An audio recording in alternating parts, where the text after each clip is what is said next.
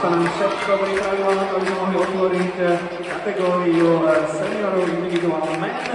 Teda prichádza nám z klubu športového aerobiku Nitra Patrik Šarkovci.